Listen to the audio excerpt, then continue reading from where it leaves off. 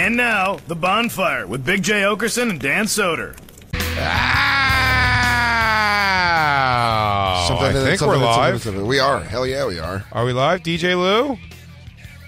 Yeah! Hey, everybody, it's The Bonfire, West Coast edition. We are live out in the studios, Sirius XM Studios, out on Wilshire in Hollywood. I'm Big J. Oakerson, that's Dan Soder. How do we sound? Are our mics loud, Lou? Yes. Oh, good. I want to make sure because I think our volume, I don't know. Apparently the studios in LA are just a college radio station. It is a jumbo fuck out here. Holy shit. You guys watching you on Skype, it's like watching your mom that actually has a house and we're just calling from the trailer where we're staying with our dad. Yeah, first of all, the studio is a fucking planter's cashew jar. It's so small. I don't know. How do they make their LA talent feel appreciated, Dan? I don't know. I'm going to try to turn up our headphones. Keep talking. Yeah, I know. I feel like everything's too low. Little or no time for a sound check. There. Ooh. You sounded good there, Lou. I feel like I sound low. That's in your head. To me. You sound good over the air. Yeah, Lou can control your volume too from back there. I thought you said he can't. No, he can. Hey, I tried real quick. Oh, there it is. That's much better. I tried talking to the guy that came out of the studio after us and like giving him a friendly hello, and he just shot me down in very LA style. He looked right through me. Oh, yeah. What I'm saying is, I think we need to bring some of this anger that we have normally reserved for our New York office mates out to LA. I think we need to start a war out here. We said we're using Christine's computer for Skype so we can see the Lou's. Black Lou, what's up? DJ Lou. Jacob, but what we noticed was in Christine's recent Skypes that I'm not privy to. I don't stay involved. I don't go through Christine's stuff. It gives the contact lists. It gives you the contacts of the people you've recently Skyped with. And one of them is a guy named Dash Jacobs. Should I be jealous that Christine's Skyping with Dash Jacobs? Who's Dash? He's somebody that I worked with at California Pizza Kitchen. I was trying to find Jacob Batat, and his contact came up. You know a guy named Dash? Yeah, Dashil. He was Israeli. Oh, okay. I thought his name was like, hey, what's up? I'm Dash. Super good friends with Nick. I'm Dash O'Neill. What's up? Were you checking up? In with Dash to see what Nick thought was going on with Nick? He goes, hey, Nick's starting his own podcast, and he needs a producer. Do you want to? She jumps ship for Dash and... Oh, hey, it's Dash Jacobs. I don't care what they're up to. Oh, perfect, Lou.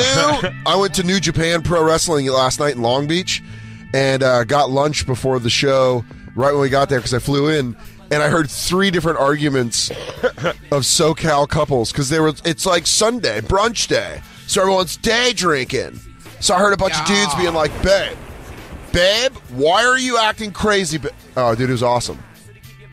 What? No, you're being nuts. What it was is just it's one of those things when you're single and you think you're really lonely, then you watch an argument from a couple and you're like, oh, this is great. I love domestic. Yeah, but I'm saying like when you, when you're single and you're lonely and you're like, man, I just wish I had somebody, and then you see that and you're like, oh, this the misery, yeah. And then they have to go home together, that angry. Yeah, Tel Alexandra had a great joke about it, but that's how I felt watching those arguments because I was like, I'm not fighting with anybody right now. I'm just happy to be out of the house. Everything's just good. Yeah, but these guys are like... I'm not going home to any tension. Especially when you see couples drinking and you know that there's alcohol involved and it's during the day, so the drunk's more intense. Oh, yeah, a nice day drink? Yeah. Have Christine ever... Yeah, I'm sure, like barbecues and stuff. Christine's got a little goof during the day. Why is it always fun to... It's the most fun to listen to. Oh, yeah. When you hear it, you're like, shh. When you're with somebody, you're like, shut the fuck up. I want to listen to this. I liked it. Why are we doing this? Why are you showing Fugelsang's face? Why are we... Jacob, you trying to Jacob, you trying to like pull the plug on the show or something? You're just showing us John Fugel. We went 4,000 miles away. By the way, can I say this? The guy that was in the studio before us, we should find out who he was. He looked like a tiny young Fugelsang. Oh, yeah. There's not a warmth here, I will say. Yeah. There's not a warmth in the studio. So anyways, I watched 3 of those, and then I watched a bunch of awesome Japanese wrestling in a pyramid at Long Beach State, which was fun. In a pyramid? It was in a pyramid, like a legit pyramid. It was awesome. It was great. Indie wrestling's great. Go support indie wrestling. Was there any nudity? No, there wasn't it wasn't ECW. There wasn't a thong. ECW knew how to do it. Oh, that was.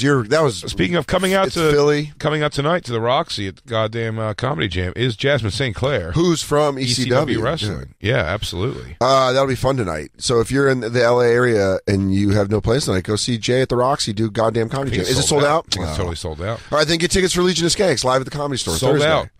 You know what? We'll see you next time. You lose. You know what? Shove it up your ass. Yeah, I don't know. Where were you last week? We plugged the shit out of this. Hi, Jacob. It's been a wild trip here so far. Honestly, Dan came in today to see me getting super Hollywood. Watching Jay get his eyebrows did on a chair by in Michelle's house where we're staying. She has a brow guy that comes by a fun gay stylist, and I mean that in every sense of the word. Where he was the perfect fun, look at that, he was just. You got a gay read off that kid? Oh yeah, you're right. I'm sorry. You're he's really Christian. Why you think? Because he's Asian and little tiny with weird eyebrows and floppy purple hair. That's just right there. He's gay because he's wearing a half length fringe leather jacket. Oh. Dude, his Bret Hart jacket, his gay Bret Hart jacket. I was like, oh man, that's awesome. He had a Jodie Foster from The Accused on. Because I'm gonna go play some pinball. Hopefully, yes, girl. Hopefully, it works out, it's on the Bonfire at the Bonfire SXM on Instagram. You see Jay getting Hollywood did. Oh yeah. I mean, you really did look like a drug dealer when I walked in. You look like that's a really right, successful. I somehow I make that scene look scary and threatening. Yeah, you really did when I was like, talking no, Dan, come in. We were talking about your show last night at the Brea Improv that you had people out for. Yeah, it went so, it went haywire. It was, Jay got shot on stage. I got shot on stage. No, it was a lovely show. Everybody did great, but behind the scenes drama for sure, man. Which I heard a little bit about. Yeah, it's but I don't know if you guys are going to cover it on Skanks. We'll also cover it on Skanks for sure, and there's detail on Skanks that I won't be able to give, or that listen to Skanks because there's going to be more inside information because Lewis is one of the participants in the drama. But fuck that, this shit happened on my watch. You know what I mean? Well, what we can't talk about is when friends do fucked up shit under your name. It's like that's a good topic. I think when our guest comes in too. Yeah, absolutely. You don't know what sometimes when you bring in an animal, right? What's going to happen? And which, by the way, could be a thing you love out of that friend. Sometimes you're right, time and place, but you're like, can you put it away to do something professional? I've had that happen with my mom. I brought Kurt Metzger and Louis J. Gomez, and those two ended up going at it. Which I told you, it's not a surprise. It's Kurt and Louis. If it was it's definitely a powder keg of personalities. Yeah, it would be someone would always argue maybe it's my fault for thinking those two can cohabitate. But like me and Fenoya together, if we got into it, you'd be like, "What the fuck happened?" Or like Dave and Justin. Right? Yeah, you and Fenoya. Like, if you guys got into I'm like, no, man. It's like he called me amigo too many times. But it's just like too many. There's something that can annoy somebody. Yeah. But there's rational heads involved there. Do you know what I mean? It's somebody who can go say, "Hey, dude, it's bothering me. You're doing this," and that other person would either be like, well, I'm doing that because I'm upset about this, or they go, shit, dude, I'm sorry, I didn't know, I wasn't trying to upset you, sorry, you know what I mean, or just some kind of irrational, we all know each other kind of normal thing, but that was not the case. So apparently. I'm trying to see what we can cover where we can leave obviously a majority of it to Skanks. We can cover the bulk. I mean, the bulk is Kurt got there late to feature. Lewis was hosting. When Kurt got there, because he was running late, I told him he's only going to do 20 minutes because, we got to keep the show moving.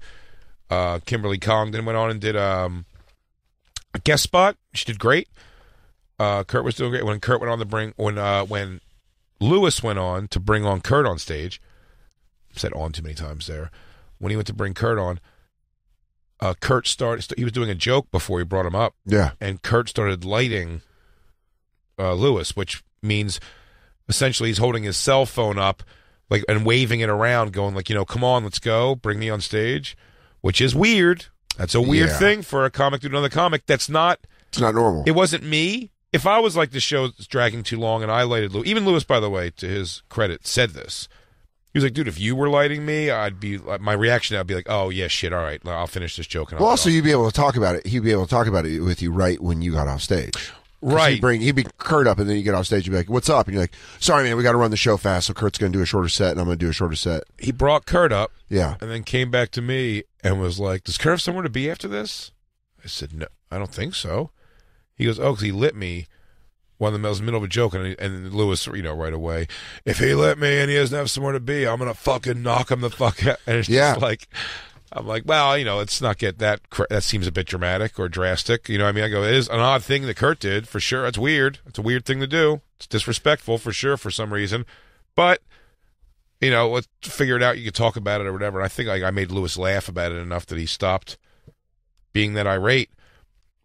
And I got to get a better grip on what happened exactly from when I went on stage. So that's what I'm saying, what we can cover, because then you went on stage, you headline at the Improv, you get off stage, and immediately... Lewis says to me as he takes me off stage, he goes, "Oh, doggy, it got bad." And I was like, "What? Why are you saying that? Like, I'm still in front of the fans. I'm still in front of the audience here." That's what I love about Lewis, is because it's the things that you said, two powder keg of emotions got involved, and what I love about it, it's like, also the thing that got you in trouble where you're like, what the fuck happened? It's yeah. Because when you have a friend, sometimes you have friends that drink, or you have friends that are just loud, and you bring them to things. You can leave. I've had friends at comedy shows so many times at comedy shows where I've left and they've been like, "Yeah, your friend's a problem. Like, your friend's a real problem." Or like I've had cousins come and get drunk, and they just like in the audience. Yeah, and you're like, if it's my show and I'm on whatever, but I remember when I was just starting in comedy, my friends came down from Denver, and my friend Fujak got hammered, and I was doing a guest set. Yeah, and I went in. Friends have such great names. It's just last names. They're it's all real just last stories names. to like guys you skipped stones with and talked about finding a dead body. Yeah, you guys want to go? Fujak and Garape were there. Garape, Fujak. You guys want to see if we can defeat the night and stay awake till the sun comes up? Joel was there. Joel's brother. But the. Perfect. But then the manager of the comedy club comes out. I did a guest set, and we were drinking. We were drinking before the show, and I do a guest set, and I get off stage, and the feature's on, and the manager of the comedy club comes and is like, "Hey, what the fuck's up with your friend?" I'm like, "What?" He's like, "He's just sleeping on the table in the middle of the showroom. I'm gonna kick him the fuck out." And I go in there. I'm like, "Fujak, what are you doing?" He wakes up. He's like, he's all hammered. He's like, "This guy sucks. I want to go to sleep." He just goes back to sleep, and you're like, "Yo, you gotta fucking wake up." And it was like, that's on me, because the manager keeps coming back to me being like, "Hey, your buddy's head's down again." By the way, we just got Fujak out of there, and he went and, I think, just disappeared in my apartment. I got more stories to talk about with this kind of thing, but first I want you to do me a favor, and I don't know if it's the local water of... Why is it so murky? It's not this. This is, no, it's not water. This is Diet Peach Snapple. But I want everyone in the room to take a swig of this real quick. Even if you want to take the thing off. Yeah, I'm sick. I don't want to get you sick. Take a swig. It tastes like fart. I don't know how else to describe it. And now my taste buds are shot because I'm sick. I got you, but it's a fart in the mouth. I don't know why. Does it have a bizarre after? You don't know. I'm too sick. Christine's dead too. No, it might be because of the Zycam that can affect your taste buds. Does it? Yeah. Oh, okay. Maybe that's You took a Zycam? Yeah. It tastes like a real fart. Is everyone getting sick? No, I took it because we're hanging out. Are we all with you. dying? No, I took it because we're doing the show. I'm sorry, Jay. I have of illness, and you just need to deal with that right now. I am sorry. Look, I've been the guy years ago when me, Lewis, and Dave all went to UFC. I think it was 101, and we went down with their friend Wes. I remember Wes. Who I watched 100 at Wes's. Yeah, Wes is a sweet kid. Yeah, I like Wes, and I really do. I've seen him several times in Florida since. I like Wes very much. But we're just oil and water on a long-term hang. We're just very different people. Yeah. Do you know what I mean? Like, Wes is much more of like a, "Oh, man, step your dress shoe game up, kid." He's like that guy. And you're like, I can't. He's pure fashion? He was like, "Step your shoe game up, broad. These are Ferraganos." Wait, that was a sentence he said? That was a sentence. To Lewis, he said, "Step your shoe game up, bro. These are Ferraganos." Yeah. But he's Lewis's Step cross. your shoe game up, bro. These are Ferraganos. In anything...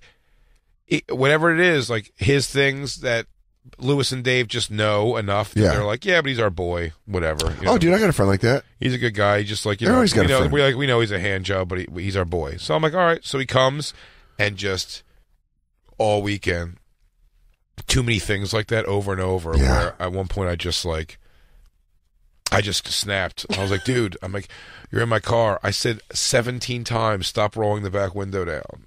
Oh, you got him on a window roll down? Yeah, exactly. The crack came on the dumbest thing. You gotta, in those situations, sometimes it's best to wait for a major thing to crack, but sometimes the major thing already happened, and then it's the minor thing that fucking cracks it open. Literally, I was so happy that, like, the next time I even saw Wes, we both just, like, dropped it to the thing and be like, it's fine. We're just probably people that shouldn't do, like, a weekend hang ever. And, like, it's fine. You know, like, I got nothing ill to That's say very about adult of you to admit when you just have someone. That you're was like, my point about, like, this thing like, last night. Like, why they had to be separated by security. Yeah, but I'll tell you this: the pay-per-view gates are going up. Oh, they know how to promote a fight. Oh, without a doubt. Have security separate you. But it's just everyone wants to see Kurt Lewis Skankfest. It's just oversized glove drug boxing. It's Adderall versus DMT.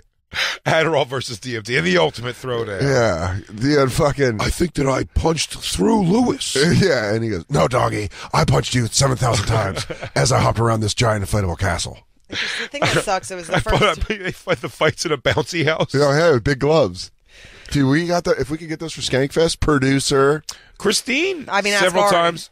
Christine. Yeah, Ari Shafir's Skankfest, July 14th and 15th. Christine several times. He did that. I'm going to start sending him submission videos. I'm like, send your videos to Ari. Oh, no, BCC him on all of them. Or not BCC him, CC him on all the emails. I literally almost gave out Ari's email address. That'd be great. You got to fight fire with fire. We got to do a Metallica day. Can we do Metallica Monday in L.A.? Sure. Hell yeah. Christine, in my time with her, has brought out several friends who have made her look like an ass, whether it be to me, girlfriends' friends are tough, or to friends of mine. That's a copy of a copy. That's multiplicity. It's bad. It's a girlfriend friend. Yeah, when her friends would come out, and just like be shit either to me or like a friend of mine who's being nice also.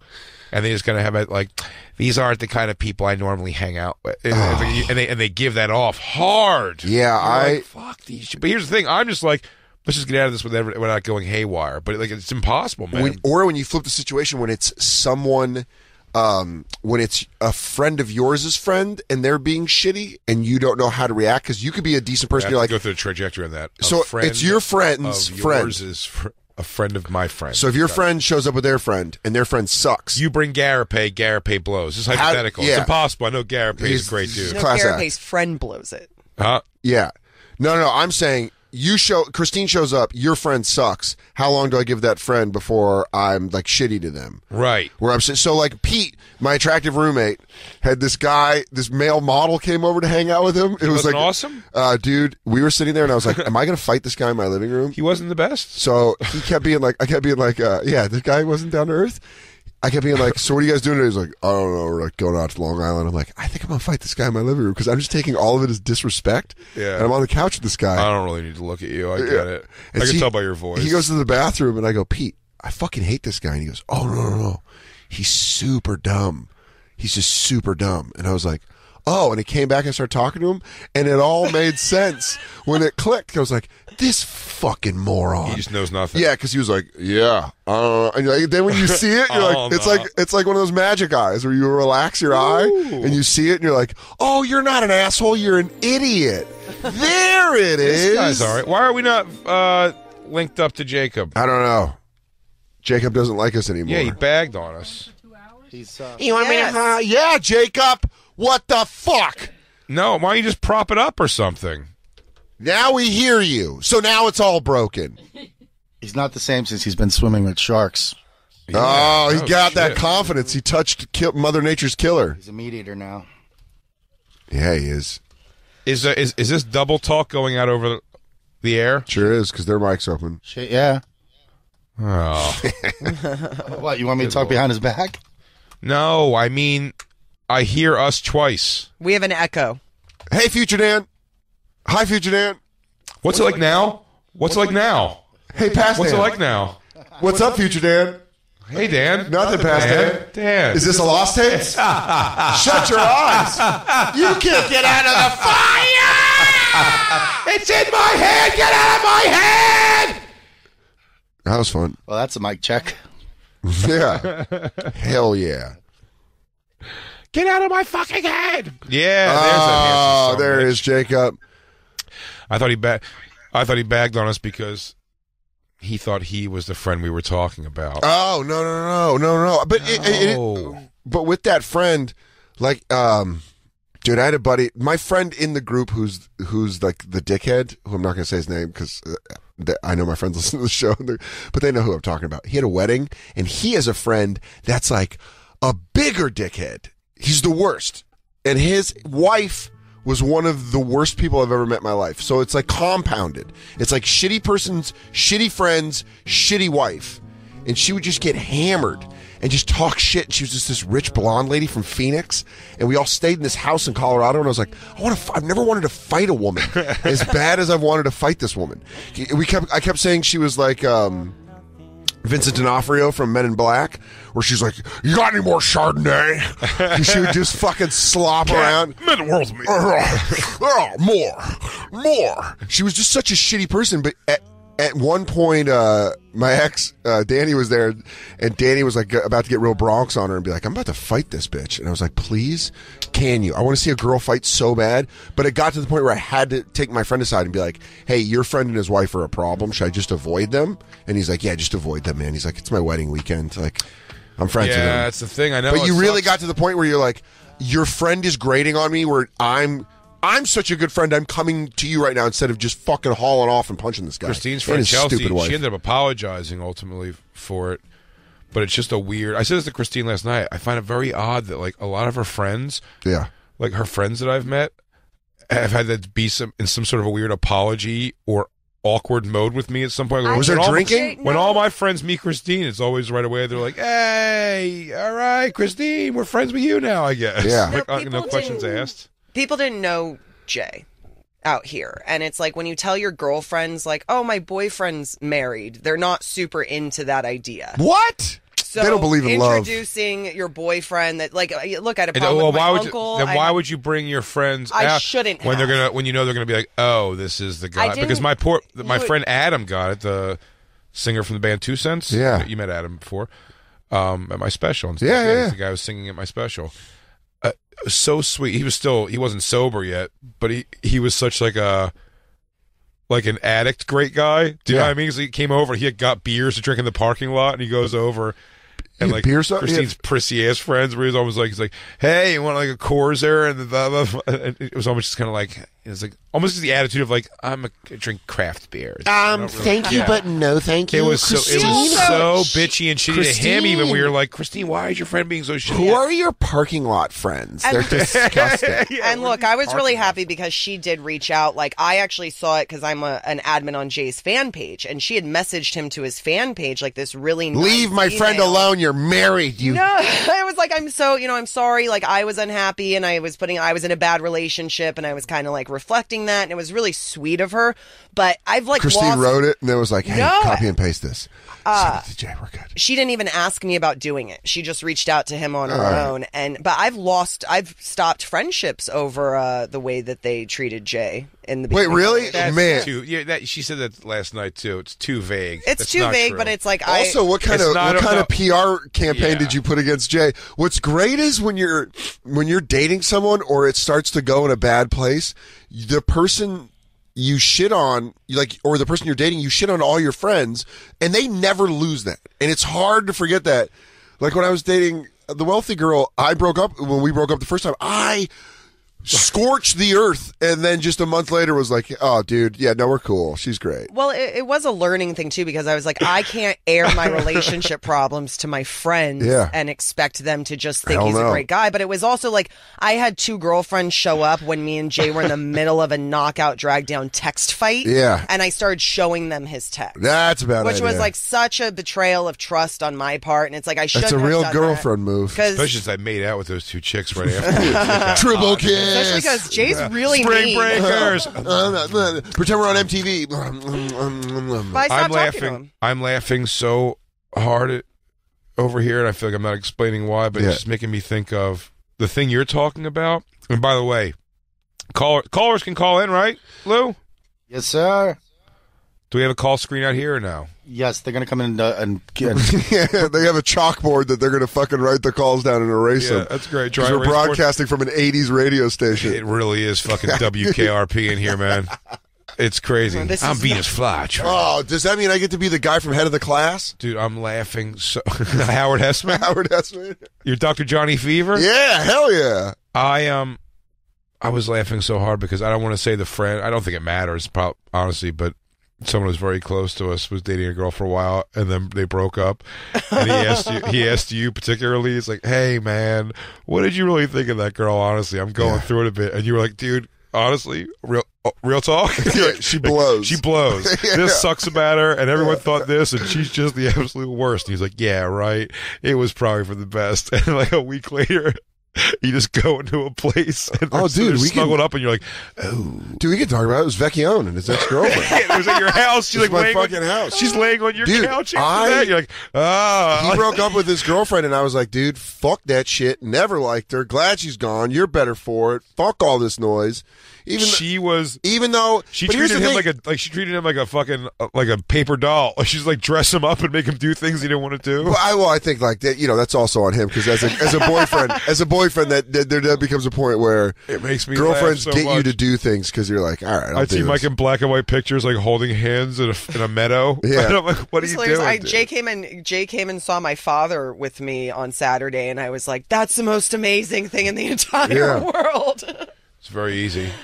Yeah. Christine, feel like you've done an amazing thing. I mean, I think I kind of love what you've done with your military style with girlfriends where you break them down and just give them what you need. She's special ops. She's special ops girlfriend. She goes, you want me to get in there, eat some pussy? She goes, I'll do it. She's trained to kill. Christine, this girl's hot. She can eat stuff that'll make a billy goat sick. She goes, oh wait, yeah, she is hot. Look at that. All right, yeah, I'll eat her pussy. Yeah, she goes, Let me just. Is that the wolf? Oh, that's the airwolf. Is it the wolf coming through? We had that. We had to backpedal at Bonnaroo with you. At the what? At Bonnaroo with you. Remember, we were going to get the fast food, and then we kind of started jumping on the oh my god, yeah, because it was so funny. Because you guys were like trashing her. I called you. Well, you were in a trashing her mode that moment. Oh yeah, but.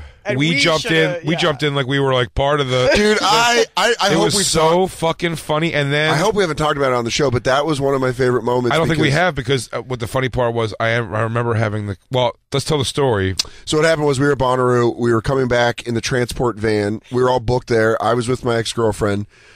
I swear, you already waterboarded this weekend. Yeah, Jacob, have I told this story about the Wendy's fight on this show? Yes. Yeah, so I have told the story about the Wendy's fight. So we have the Wendy's fight. And then we're in the van, but we're in the van on the way to Wendy's, and Jay and Christine already saw me have a freak out with my girlfriend. But you guys just started piling on her. Where you're like, I was shitting on her first, but we were doing it with you. It was supportive. But we got very freely. Oh no, you guys went. You guys got to the point where it was like hot bullshit, man. She's a dimwad. Yeah, we don't like her. I put my anger down, and you guys kept going. I go, okay, all right. No, she's so pretty. Also what it was is we were laying out because you were like pointing out like certain things she was doing, and we were pointing out other times she was doing it. Oh yeah. You were firing me up. It's like I want to hang out with I want to hang out with everybody, and then she's like trying to get me to dip off. I'm like, oh yeah, right. Like when we were at Alabama Shake. Yeah, I'm like, and we were all going to go to the front of the stage in a minute, and you were like, yeah, let's do it. Funny? And then she whispered in your ear, and you were like, actually, I think we're just going to stay up here and just kind of do our own thing for a little bit. It changed. The whole momentum of the van ride changed with 1 or like 2 seconds of silence. Because I'm like, yeah, man, that was fucked up. And I'm like sitting there. I'm like, I'm in this thing. And I'm like looking out the van window. And then you guys are like, yeah, plus the time she did that. I'm like, okay. And I do it again. He goes, all right, guys. I mean, all right, she's still my chick. And we were like, so we didn't even backpedal much in there. We kind of just got quiet. Yeah. But I remember very distinctly calling you the next day from the airport. And what's funny is I made sure I said to you, I go, dude, we were just fucking like talking shit with you in the thing. I go, if you love her, we love her, dude. I go, she's your chick, she's family. It don't matter. If that was the point of the relationship. But you were already so over it. I had the gun to her head, and you call me, and you go, hey, you don't do anything crazy. I go, no, we're good. Yeah, no, everything you said made great sense, Jay. We're good. But I remember that phone call was I was like, damn, by the way, dude, I go, we're just... Dude, that was a hard... I go, she's a hot chick. I get it. She's nice enough. That was a hard airport trip because that was like, when you're in a relationship with someone, when they change... When they get I'm getting the fuck out of this relationship, it's It's a physical change. People change, like the way they hold themselves, carry themselves.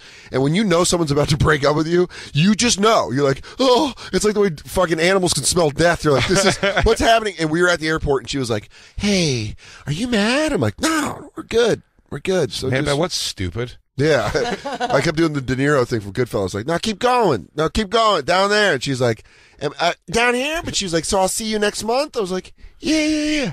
Because she was flying to L.A. I was flying to New York. I was like, yeah, no. Well, I actually had the same friend that was shitty to Jay. I had to tell her because she was in a relationship with this guy for like 8 years that was kind of... He was kind of a jerk to her, but all she would do is tell me all the bad stuff. And then she'd be like, oh, me and so are going out. We're doing this. And I was like, you really have to stop. I go, if you... Yeah, you want the good details. Stop telling me shitty things about the person you're seeing because now I fucking hate this guy. Yeah. Because I think that he's treating my friend like shit. It's weird when you have a friend that really hates someone and then you have to be like, all right, well, can you stop hating them so much? I know you're doing it because you love me. Yeah, but can you please stop? Because you're really making it tough. I like the way they treat you. Goes, let me worry about that, and then you just don't be weird when we all go to the movies tomorrow. Yeah, can you stop shooting daggers in their eyes? If you want to call 844-COMEDY-9 is the number. We'll take our first break here, but if you have a story of awkward friends getting into things, people you know, weird shit talking, getting caught, going haywire. Oh, dude, getting caught talking shit is one of the things that makes me laugh the hardest because it is. I'm sure it's also the same thing of when you get real. It goes from two emotions. You go from really angry to really embarrassed. That's my favorite drop off. I had it happen at Dos Caminos one time where I was so mad my tables weren't getting set and I fucking punched like the hutch, like motherfucker. I punched it and a manager was behind me. He's like, dance. I was like, oh, like I went from being like, yeah. But that change in emotion, holy shit, I love that. And especially that happens when you get caught talking shit. Oh, for sure. So let's take our first break. We're out in L.A. We're in a shoebox. It's the Bonfire. I'm sick, so we're dealing with it. You don't hear us complaining.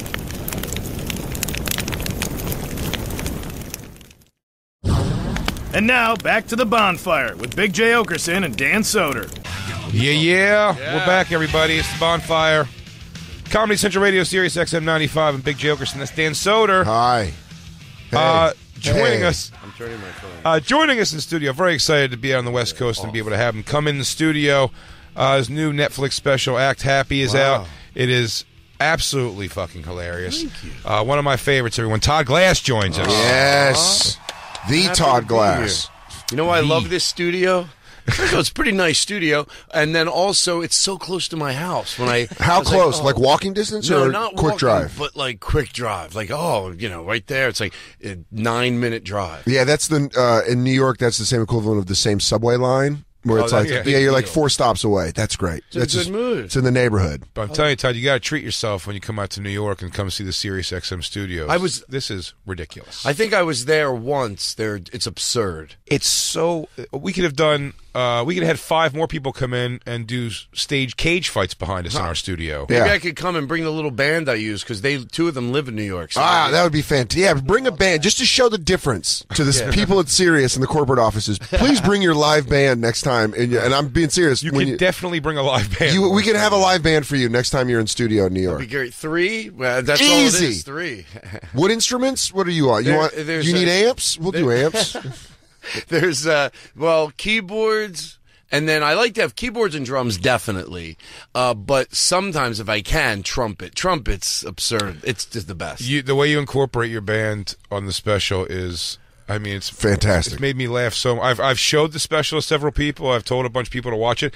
After the Eagles won the Super Bowl, I was high. Riding high. Yeah, we do. Ultimately, we were riding such this wave of excitement and happiness, and then went home and we watched like Ari Shaffir and a bunch of people came over and we watched your special again that night. It was I've been enjoying it. I love. Thank you. That feels good to hear. You get parent. You get like. You do it because it's fun, but then it's nice to hear nice things. It's and I honestly say this on Netflix. It's one of the top 2 specials that makes me laugh out loud. The Kmart bit's one of my favorite, but the fuck Rory Scovel chant is fucking fantastic. And Rory's special is so great, but it's awesome that your fuck Rory Scovel chant made me laugh so hard when I was watching it. Anything where you even like historically through your career, when you do something, when you play dumb to your own joke, makes me laugh so You know what? No, it's my fault. That's a better way, because I'm the aggressor and I play dumb. Hey, what's going on? You react to a thing that you set up is fucking golden. Obviously, I tell the audience to do it. I don't hide any of that stuff. I tell them before we shot, hey, I'm going to mention Rory, everybody. But then I go, why? He's a friend of mine. The passive jokes that the band makes to you in an aggressive way, where you're like, hey, what is that? The passive aggressive-ness between you and the band is one of my favorite parts of the whole special. On the road, it's because, you're a little bit tightening it up a little. I didn't want to tighten it up where it made it not me, but on the road, I mean, they're so, when I do something, they'll be like, oh, one time I go, you know what? No one likes you guys. I go, this isn't a bit. The worst thing I ever do is bring you guys. And you know what? You can't mock me. I pay you. They go, you can't mock me. I pay you. And then I go, no. I know what you're doing. You're doing that. You're doing that on top of that. You can't. Like every fucking one of you, you're fired. So they all get up and they walk through the crowd going, we're fired. Guys can't even fill a 250-seat room, and he's yelling at us. Talk about diverted anger.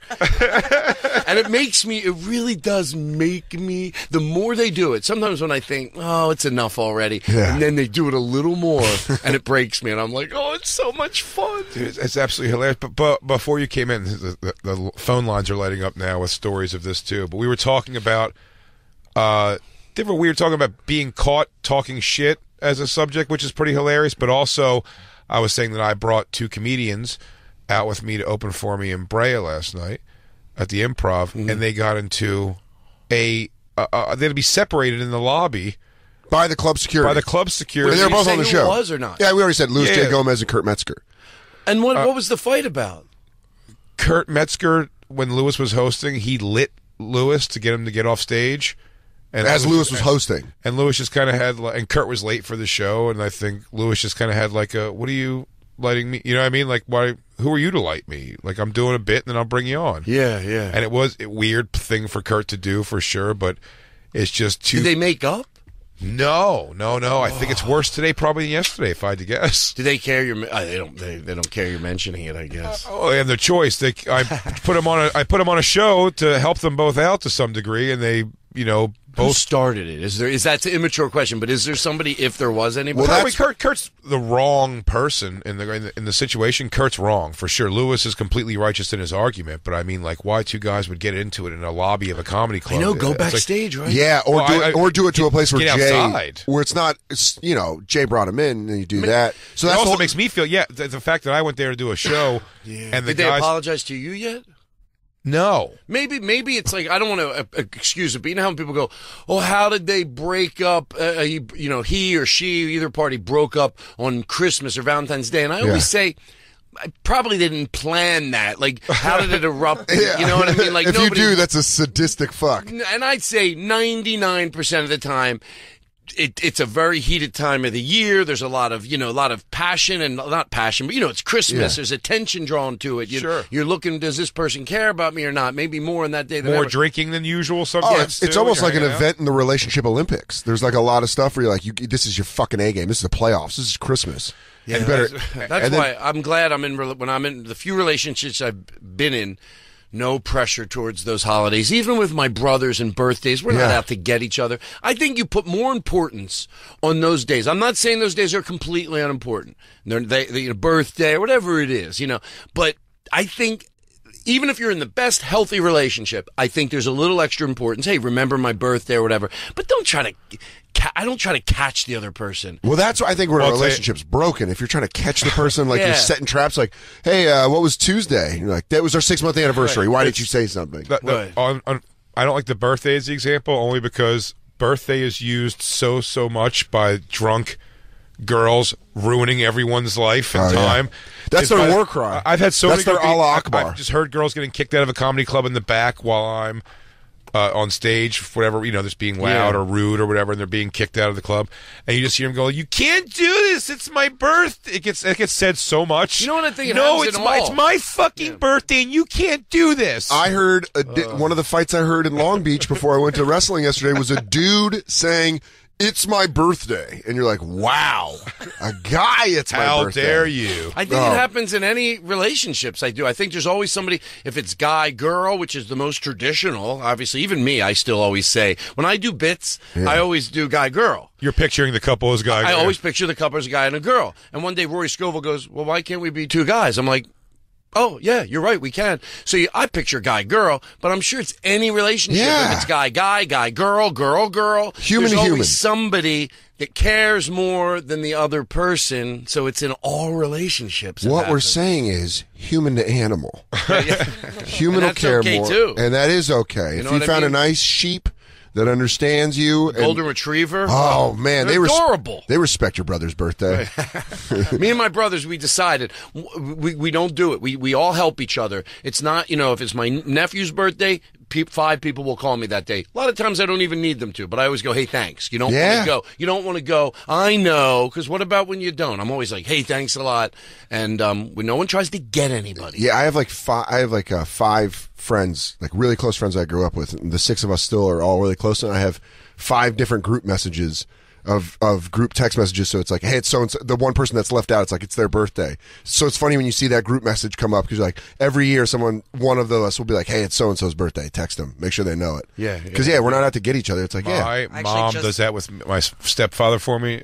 I always do that too. Like about my daughter's birthday, I'm very like, I make sure I call my mom and go like, hey, just it's Isabel's birthday. You might, just drop her. Don't let her think you forgot. Yeah. And by the way, no one has ever in anyone's life, I believe, responded to that like, oh shit, yeah, let me do that. They always go, I fucking know. Even if they looked at it and they went, oh shit, I almost forgot. I fucking know. Yeah. That's like I never do that. I'm always like, and the best thing that happened, I actually like Christmas. I like Thanksgiving but what I didn't like is the gift part of it, because there's just too many gifts. Yeah. So I don't know, it was so many years ago, me and my brothers, we all sort of decided as a family, even birthdays we threw in there. We're like, let's just call each other for a birthday. No more birthdays. My niece and nephew were like 23 at the time. We said, it's okay. They were okay with it. Now for my other brother, he's got 2 young kids. Of course, Christmas, it's fun, we do them.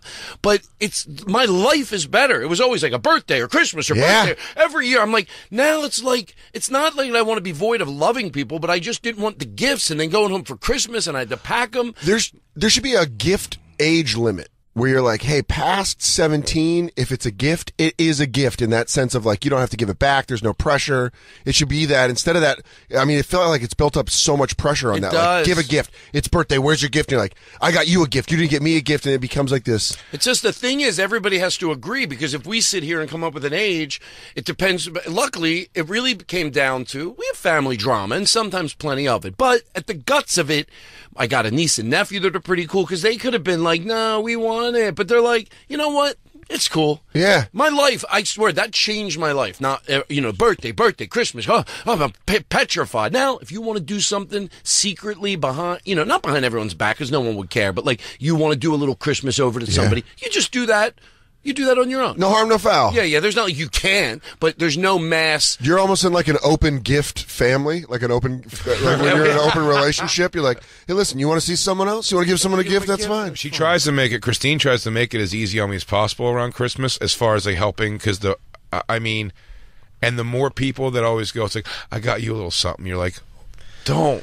Yeah. I'm like, you don't have to get me any, like, and by the way, there's people like, me and Dan have exchanged plenty of like gifts, but it's more based off of like, I saw this thing that would be awesome for you. Right. That's why I send my niece and my little niece and nephew, because they love getting cash from the age where they know what it is. Like usually around 4. 3, they get it. 4, they're like really get it. 3, they just like look at it and shake it and try to eat it. They don't really get it. But I just started sending them just money in the mail, because then if I do forget their birthday, in all fairness, that would be fair, because that's one time of the year when I maybe send love their way. So if I forget it, when they're young, so I don't do it one time a year. I just send them, and I 99% of the time remember their birthday. But if I forget it, it's like, no, they don't just get something once a year from Uncle Todd. They love opening an envelope. Mm-hmm. And I hate writing addresses, because my dyslexia is like a big deal. To write an address would be stressful for me. So I just had pre-addressed labels, printed them out on the computer. Now it's like, put a sticker on, throw $10 walks in. Oh, that's great. And then just on a Tuesday, they just get an envelope of $10 from your Uncle Todd. Yeah, they love it. What I do is on my Amazon, they have all the addresses that you've delivered to.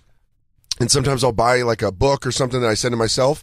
And then if I have a friend with a young kid, I'll buy an oversized stuffed animal and then just send it to that address and not warn them or anything. And then like call them 2 weeks later and be like, hey, did you get a giant Olaf from Frozen? And he's like I did it to Nate with his daughter. And he's like, yeah, Laura was wondering who that was from. I'm like, I just sent it just because I was like at Amazon. I thought it'd be fun. Because kids getting oversized stuffed animals, they're like, where the fuck does this come from? And the parents are immediately mad. But when it's from an outside source, you're like a mercenary. Just as a parent, I know you're not a parent, but as a parent, give a heads up that's coming. Oh, no. What they're trying to figure out is who's the child molester who sent this with no credit, not taking any credit for it. He goes, who sent it? Just in the backyard scream, what do you want from us? I just drive one of them crazy. Thinking of a teacher or something weird. Yeah, hey, that's it. No more shorts for you.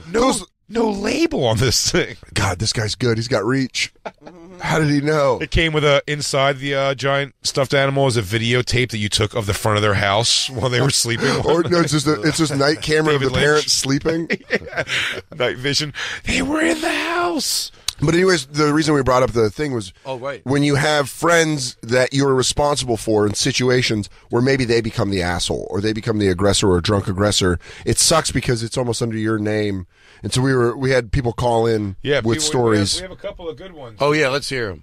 I brought somebody really quick, 20 seconds, to a show once, and they weren't, on a scale from 1 to 10, 10 paying the most attention you could to a performer, like just a great audience, nothing weird, just a great. They were like a 7 sometimes, and I would go, no, I was embarrassed. I go, no, I brought you. That comedian's looking at our table. You can't look at your phone for 1 second. Yeah. This was like 10 years ago, but I remembered it and going, no, I brought you. Like I just watch the comedian. That's all you got to do is just watch them. Don't look at your phone ever. Cup your mouth and tell me anything. Just watch the show and we'll talk in the car. I've got to definitely, Lou, back in New York, Lou, I've definitely told Brian Regan's story, right? Yes. About the girls, about the guy at Caroline's. But just like a quick summary, I was opening for Brian Regan in Caroline's. He was still doing clubs. And I brought a guy. I became friendly with a guy when I was looking for a job, like a day job out there. One of them, I was like, maybe I'll be a door guy at the strip club. And it was but it wasn't a strip club. It was like a whorehouse, basically, right near Caroline's. And I became friendly, though, with like the bartender guy, and him and the owner came, and they brought strippers to the show. I got them tickets. They put them right front row. 2 strippers who have no interest in Brian Regan comedy. He's murdering. Brian Regan's great. I think he's fantastic, but these strippers don't know, and they're talking a bunch. And he stopped his show at one point to acknowledge it, which I was already, at that point, I was like lights out furious. And I went out to the front of the bar to wait for when the show was over, and they come out to yell at them for doing this. What's wrong with you? The guys come out by themselves. The girls aren't even with them. I go, what happened? I go, where are these girls, guys? Because I go, that's fucked up. You can't do that. I brought you in here. Yeah. I guess it's an expensive ticket I got. Come on, man. And the guy goes, oh. And I go, you guys are going to talk during the show? And he goes, oh, man, it got so much worse than that. Which is, as the person that brought him, you're like, fuck. Yeah, I went, what do you mean it got so much worse than that? And he goes, one of them tried to fight him. Well, no, when everybody stood up at the end, an old lady said to one of the strippers, she's like, thanks for ruining the show for us. And the stripper just punched her in the face. And like, it was a whole melee. And they had to try. And I went, oh, God. Because I was like, again, you always try. You try and that old nice woman thing, you know was Brian Regan's mother. Shut your cunt mouth. It's sort of the same way I felt like last night as I brought both those guys. It's like, hey, you've never worked this club. It's my first time working it, but let me try to bring everybody in and get them to see all my funny friends, and this will be great. And it goes haywire. But friends, that's what I said. We take Rancho Cucamonga. You're on the air. Go ahead. This is all just kind of basic strain relationship stuff. This is a fun one. Jeff says his buddy flew his girlfriend out to see him, and she cheated. And she cheated on him, and everybody else knew it except him. Jeff, you there? Yep. I'm massacring that story. What happened exactly? All right, so I was in the Navy in a submarine. There's not that many people, 130, so everyone knows everybody. One of the guys that none of us really liked, he flew his wife to every single port to see him. He could only take off time for one of them. So you guys are military. You're military, okay. Yeah, I was, yeah. So he was working, and another guy from the submarine talked to his wife at the hotel. She was staying in the same place the other guys were staying. He told us, so everybody knew except for the guy that had been cheated on. So hold it was really awkward. Real quick though, just to go back, because you just said that they just met at the hotel. So this guy's wife met another sailor on the submarine at the hotel and then banged him behind this dude's back. Yep. Jesus. Was the guy friends with the guys? Like, were the two guys friends, or did they not know each other? No, they knew each other. It was only like 130 people. They worked together every single day. Yeah, so basically this guy gets cheated on by his wife, and everyone on the submarine except him knows? Everybody. And they how did it? Why did it spread? Was it because something like? Because usually in that situation, it's because the lady was just like so like aggressive, or because this guy was just a poor sap. First of all, just a submarine's such a great location. I for know. somebody going It's on. so contained. What's worse than a cruise? The joke was if you have a bad show, that you're stuck on the cruise with all those people. Yeah. Submarine. Also, and by the way, worse. And if he, Sonar. yeah, he's the one in control for the periscope, and they're like, "Hey, look up!" And he goes, "I wish someone would have looked up for me. I wish someone would have said something." You have to move them off the important ones. What are you seeing on land, Kevin? He goes, your chick's sucking off everybody. Yeah. Oh, God. Oh God! Hey, fire torpedoes, just like Rodriguez did into your wife last night. All right, we have fun on this. I'll be here all week. Yeah. Hey, buddy, going to the mess hall because your relationship's in shambles. No, we have fun. We're under 10,000 pounds of water pressure right now. So that noise in the background. You had sex with her. Franklin, did you bang my chick? Would you go on a submarine if you could? If you were allowed Hell to go yeah. on? I'd Like, go Hell yeah. for any kind of length, not a length of time at all. I would go on for a week. Would you really? Hell yeah. Submarine live for a week. I'd live submarine life for a week. Wow, I wonder if it's. Can you walk around down there? Or is I it don't like, know. I think it's all grates and stuff Maybe like this guy knows. Is he Yeah, on the phone yeah. still? Are there women on the thing? Is that why you're going on a submarine? To get women? Yeah, Jay goes on the most limited supply of people. It's a great question. He goes, "Hey man, you want an experience? We could take you on a submarine for a week." And I go, "What's the ratio? Yeah. What's the ratio like?" Or there's a bouncer on the submarine. He goes, "Sorry guys, only hot girls. You can't get in. It's a submarine." Yeah. He goes, one in, one it's already out. a sausage party in there, man. We're looking for trim. Wait, is he still on the line? Jeff? It should be. Jeff, hey, there you are. So first off, to answer Todd's question, can you walk around on a submarine? Kind of, but I'm 6'4", so I had to duck everywhere. Hell yeah, dog. But you can walk. It's not as tight as like a rocket ship. A rocket ship. Or what do you No, call it? A but- rocket. What do they call it? when you pass- Spaceship? like, A space, whatever. when you pass somebody, like there's only room for one person in most places. You kind of have to get out of the way. But it's So not- you're telling me there? like- Sorry to interrupt, but you're telling me there's a chance that this dude found out that this guy banged his wife and then they had an awkward hallway moment where he couldn't get around him? Rub chest and dicks to get past each other. Squeeze it by each He other. goes like this. He goes, Johnson. He goes, I'm just saying, sorry about your wife. So what happened? He goes, What was the story with the guy and his wife? It might be. Just gotta squeeze right by it. Just don't talk to me, please. Because they cut off his email. She was saying all kinds of crazy shit, and they don't want him to know about it. So they just cut off your email, so you just don't get it. Because they want to, I didn't know that was you guys. I swear, I Todd just thought that he was really on a submarine. I didn't know it was you guys. I'm like, I was about to say, hey guys, he's on a submarine. I hear it in the background. That would have been such a great reveal. You're like, no, shut up. Keep listening. He's We on. got all kinds of sound effects happening. There's some water going for you. All right, so when he's on work, do you know kind of what happened between the guy and the wife at the hotel? He just told us they're both kind of disgusting hillbilly people, to be honest. But he just said he came back super drunk and she grabbed his dick and they just went right to her room. Oh, well, that makes sense. Yeah. What are you gonna do? forgiving That's a person. hillbilly 1-2-1. Yeah. It's the guy he's on the boat with. Wow.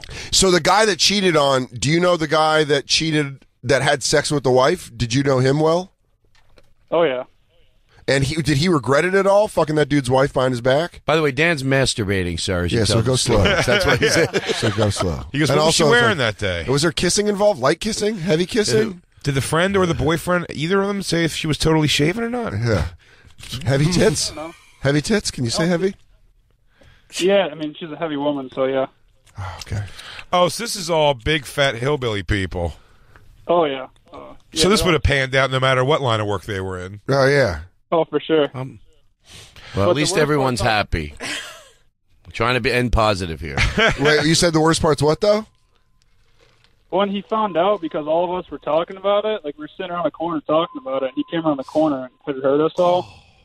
Oh, and then shit. The big twist is he said that he was okay with it because they were in an open relationship, except for it turns out that she'd just been sleeping around, and she had told him that she was going to find somebody for him to sleep with, and she never did. And we kind of what a lazy guy. You know, I don't think it's her job. Did he get her for him for her? What a great now I way. think this chick's brilliant, and the dude's a stooge. Yeah, no. This guy, I just flipped from his side to her side so quick that she passed legislation to fuck any dick she wants, and she's like, by the way, honey, are you sucking dick right now? She's like, yeah. Yeah. He goes, are you going to find somebody for me? Like, yeah, I got it. I'm waiting on some callbacks. Yeah, done. I got a few leads. I got some feelers out there. Hold on. I'm getting rammed by an entire rugby team. Hon, I got a couple of irons in the fire right now. Baby, you're serving America. Now I got to serve this guy I met at a Denny's. I'm hillbilly garbage trash. That poor asshole. He wasn't in charge of weapons, was he? No. Thank God. They called him Launch Codes Lenny. Yeah. He had all the launch codes tattooed on his neck. America's embroiled with a battle with North Korea. Why? Because of one hillbilly whose wife is a whore. Because of a Walmart greeter who decides she can't keep. She wanted to suck off half. This is cheaters. Yeah. Well, thanks for calling in, Jeff, and thanks for serving, too. There was a girl on the call screen that I wanted to speak to because she had a good, it was like my friends, It's like my friend said this. And someone was talking shit. I like these strained relationship stories. Kimberly from right here in Los Angeles. Hi guys, how you doing? It's never a local call. Good to talk to you. Oh, you nailed it, Todd. Hey, Kimberly. No. Yeah, hi. How are you? What's your crazy friends falling apart story? So, me and my friend we decided to do this last minute Super Bowl thing. It was when Beyonce came on with her Black Power thing, on halftime show. Yes. Yeah, it's a multicultural audience. Be careful. Also, it's I remember it because the 49ers lost to the Ravens that year. I remember Beyonce came out doing all her black bullshit. Whoa. She's a fun girl. So we went to my friend's house, and because she has a big TV, and then I made all these wings and stuff, and then another friend of mine decided to invite over my lesbian friend because she was having a fight with her girlfriend or something. Okay. So I said, come over and it'll be fun. And so when she's there, she sends me a text. And I didn't get it, but she told me before I read it, she was like, oh, I accidentally sent you a text I was supposed to send to my girl. And I read it, and she basically called my friend a loser. Oh. And just to make her girlfriend feel better about not being there with us. Oh, so she was basically like to your friend, like, yeah, my friend's a loser. I'm only hanging out here because this girl has no fucking friends. Right. Okay. But it was also, But was she shitting on your friend to her girlfriend in order for her girlfriend to leave her alone? Because I've done that. I've trashed friends in order to be like, this guy sucks, but I got to hang out of here. Really, want to listen to Jay tell fucking long, boring stories for an hour? Let me just get it over with. It's my cross to bear. And then I get off the phone and I go like this. I go, well, that one's off my back, huh? You double down. I know the double down. You cross streams. You double down. It fucking sucks, man. What are you saying? Oh, look at Christine making breaks. Oh, Christine's getting into producer hand motions. Producer now that Jacob's mode, not here. Breaks time. Well, did you tell? Breaking up overalls. I've only had one. Yeah, I had one close friendship that just parted ways for a little while. I don't think it's over for life. But I think friendships happen. I think there are some people you go through phases. I used to hang out with the comedian Kareem Green a lot. We lived near each other, and when we didn't live near each other, it just goes. Everyone goes different paths. I have those, but if you see those type of people, there's no. You could see them 2 years later. Yeah. And then they're like, "How are you?" Yeah, exactly. You're having fun doing bits right away because you're just maybe they move. Sometimes you tend to hang out with people that Yeah, there's no problem, but just only one, like where you had a disagreement and you sort of parted ways. And then I even felt so bad. I asked a friend of mine, pretty smart, pretty spiritual. He's got good, clean answers for everything.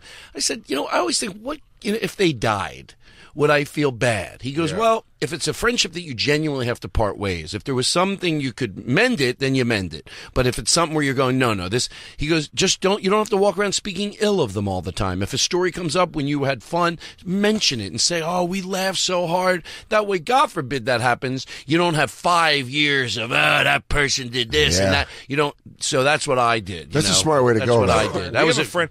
We have a friend, who, Todd Lynn, who passed away. Who just like he wouldn't even care if we said his name, but I don't want to do it. But who just very outwardly, like when it comes up the anniversary of Todd Lynn's death, he just hated him. So it's still like a good riddance to a terrible guy doing a thing. And I'm like, I don't know if I have all these. Like, I'm like, it's still like. By the way, Todd Lynn, I've had good times with him, and I had some terrible times with him. He was an odd guy who definitely liked to like stir shit up and had some bad moments. He's rude to you and everybody. Oh yeah, I mean I got into it, but Todd and I ended up really liking Todd. I was one of the people that liked him. He was a comedian? Yeah, he's a comedian in New York and really rubbed a lot of people the wrong way. Really aggressive and would just openly talk shit to people, but in a way of a lot of people can't handle that, and a lot of people. In comedy though, I felt like for me when I came into it, I made my friends who were my friends, the personalities that I came along with, and there was a lot of people who were peripheral in my life, be it more successful or whatever, that were like the character they were, and I was able to kind of embrace everybody like that. So even for the gripes I had with Todd Lynn, when he died, I had an emotion. Not that I was like, I can't do a show tonight. I couldn't possibly go on. I'd be fine, but I definitely was like, oh, somebody I know died. Yeah, like, I knew him, and I'd had conversations with him, and good or bad. I just like don't you feel some emotion of like, of course. Now they're gone forever. It's so final. Yeah, I've had a few of that comedians over the years. Some that I adore, and when they're but others like you're saying. But it's still like, oh wow, their whole being is just gone. It's like, wow. That's why I think it's so weird if someone does die and then they're like, no, fuck that. They did this and this. You're like, you're holding on to shit that you need to let go because you're holding on to nothing. So you're holding on to a dead man's suit. You're just like grabbing, like, fucking hate you. And then you're like looking around like, oh, this doesn't do nothing for me. Why am I going to talk shit? I just asked Jay about this the other day because we were talking about exes and like his ex Shirley is with for 6 years. I was like, you don't like, if you found out that she died, that wouldn't hit you at all? Oh, yeah, that really. You spent like 6 years with this person. Like if you found out that she passed away, you wouldn't be like, oh man, but what like, was that's my answer? crazy. My answer was like, yeah, I'd be like, oh shit, that's crazy. Cheryl's dead. But I mean, like, I don't even know what her life is since she was 19 years old. You know what I mean? I don't know anything. So it's like, how much could I hang on to that? Yeah. But I don't look backwards like a ton either. I think I think Christine does that more than me, like looking back at like old boyfriends. I'm kind of like, I don't really. I just look at them. I say anything with that, like my communication, not even communication, but my interest in like wanting to see what's going on in their life is just like, would I still want to fuck them? Would they still want to fuck me? It's nothing about like success or failure. I'm just kind of like, oh, she's missing 3 teeth. Like, that's cool. I wouldn't want to fuck her anymore anyway. That is a great litmus test. I'm pretty insecure, so like sometimes I've got along with people. Maybe everything other people say is true about them. I'll give it to you. You're right. But my insecurity let me put up with a little longer, and then through that insecurity, I ended up really actually finding something I really like about that person. Yeah. So I said, I'd like to get rid of insecurity. Is never great, but I go, you know what? Sometimes some of my insecurities led to some pretty good friendships. Sometimes, and also that's even a weird way to say it. But it's perfect because there's been relationships where sometimes my insecurity has made me better in order to get them, and then I was like, I hate those insecurities, but at the same time, it's like if I didn't have those, I probably wouldn't have gone out of my way to do some of this stuff in order for you to like me. Right. But then it's when people are taking advantage of those insecurities that you're like, okay, this is fucking bad. Like now you kind of know how to play me. I think I tend to be drawn to a lot of divisive personality people. Yeah. Where when you bring them to the party, some people are going to be like, dude, your buddy's awesome, man. He just did he just belly flopped into the spinach dip. And then other people are kind of like, did your asshole friend just, it's like he's that guy. Or it's like some people are like, who's this jerk off? I know we got to take a break. Well, that's what I was going to say. Luckily, you have a radio show with a human golden retriever. He doesn't like a golden retriever. We're hanging out with Todd Glass here in Los Angeles, everybody. We'll be right back. It's the Bonfire.